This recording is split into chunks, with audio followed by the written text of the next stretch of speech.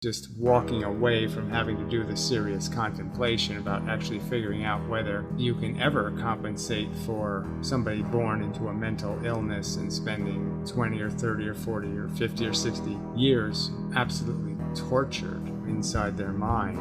And if any of us could ever do anything to make that okay.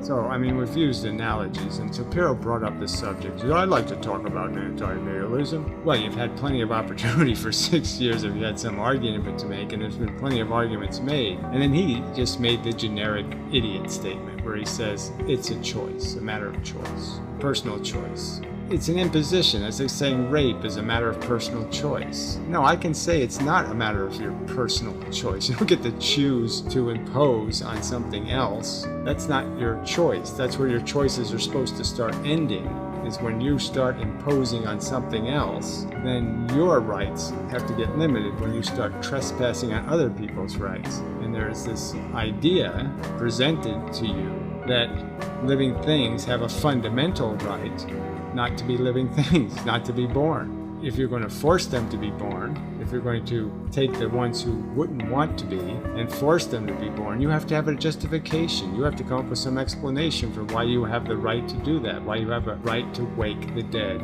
so to speak, the Frankenstein, and animate him, especially into this world, this particularly crappy world we live in right now. You have to justify that or defend that with where did you get the authority? Who granted you the right? I didn't do it, the sperm did it. He'll evade the question once you force him to deal with it. Just this idea that he threw this stupid, ignorant simplification on top of a subject that's very complex in the sense that it has lots of different levels of argument. You have the asymmetry argument, and then you have this fundamental imposition argument where you didn't get consent to do your experiment. The thing that will be affected by your choice isn't you primarily. It's the person who's going to exist. They're the thing that's going to live and die that you've imposed on. That's the imposition you have to justify. To call it a matter of choice is just to say something like rape is a matter of choice. I think he thinks eating meat is a matter of choice, that there's no ethical question saying, where did you get the right to capture it